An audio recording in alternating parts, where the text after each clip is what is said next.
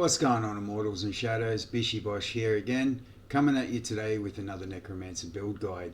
So this build is the build that I'm currently using whenever I'm in group situation doing, say, like dungeons or Hellicry raid boss or lair hunting.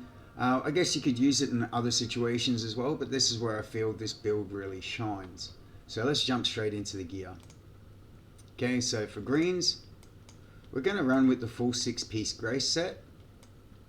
Seeing on this build deals with continual damage as its main damage focus. So, alright, now let's go into the helmet. You want to run the Malacluse, which will turn our bone spikes into a pit of spikes on the ground. Then for chest piece, we want to run Covet Nothing, which is going to turn our bone armor into a debuff. Then we're going to run shoulders. We're going to run Linger Mantle to increase the duration of our Dark Curse. For the pants, we're running Mournful Destroyer to turn our Dark Curse into a continual damage AoE debuff sort of on the ground. And for the main hand, we're going to use the Simulacrator. Can't pronounce that word. And this is going to make it so every time we go into Wraith form, we're going to leave an effigy behind.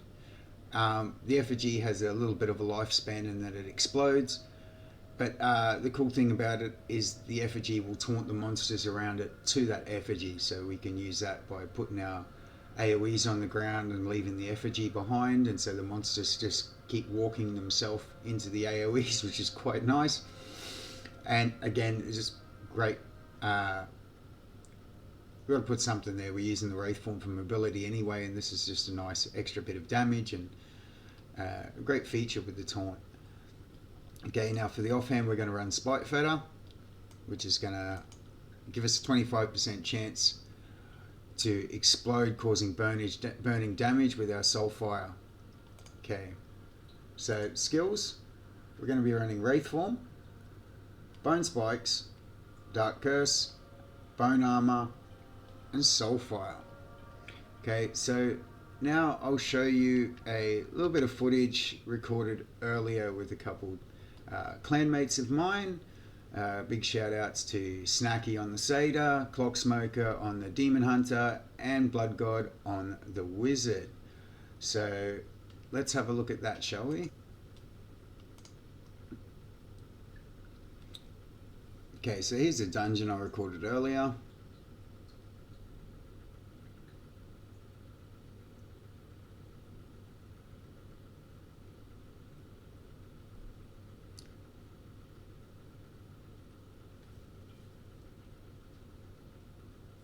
Just dropping the AoEs down, moving along.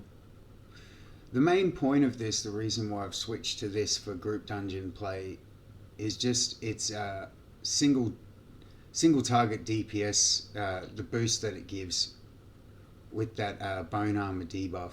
It does have quite a bit of a long cooldown, so I try and use it sparingly and make sure that I have it for certain situations. Obviously trying to have it at the beginning of each of the boss phases in the Temple of Namari is quite crucial.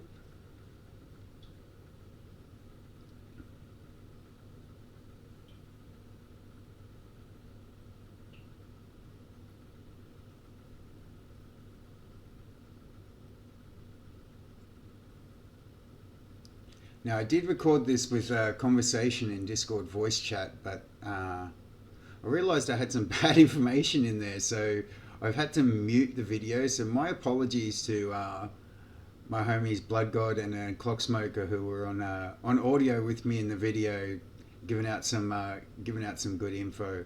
Unfortunately, the info I gave wasn't correct, so yeah, I've had to mute that. So my apologies, boys, for cancelling the audio on the video. We'll get it right another time.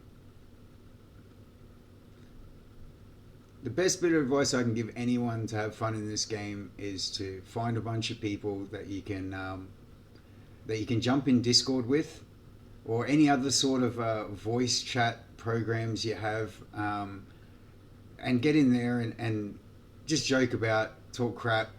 It makes killing monsters so much more fun, and Yeah, it's what we do every day. So it makes the game a lot more fun.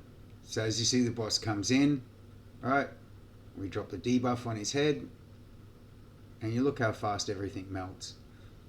I mean, we got some hitters here, you know, like look at the Adam Clock Smoker there on the DH, bringing a lot of heat, and Blood God on the Wizard there, bringing a lot of heat, and of course Snacky bringing us the banner, which is just making us all go bazonkers. So.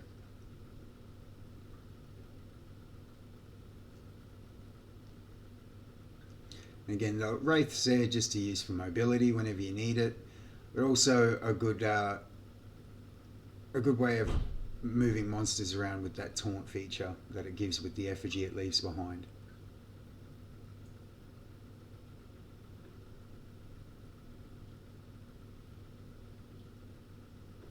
Now we're just down on Sargoth. You can see the debuff that goes above the head. Oh, look at that. Blood God got clipped. My Phoenix kept me alive, but poor Blood God got clipped. Ah, that's classic. That's classic. Last bit of info there, I just forgot. In the video I was running, for my Paragon, I was running Vanquisher Tree for doing dungeons and stuff like that. But yeah, I hope you like the video. You know, as always, if you like it, you got some sort of cool information from it or something, show some love down in the comments. You know, thumbs up, all that stuff, whatever. And yeah, take it easy, guys. Peace.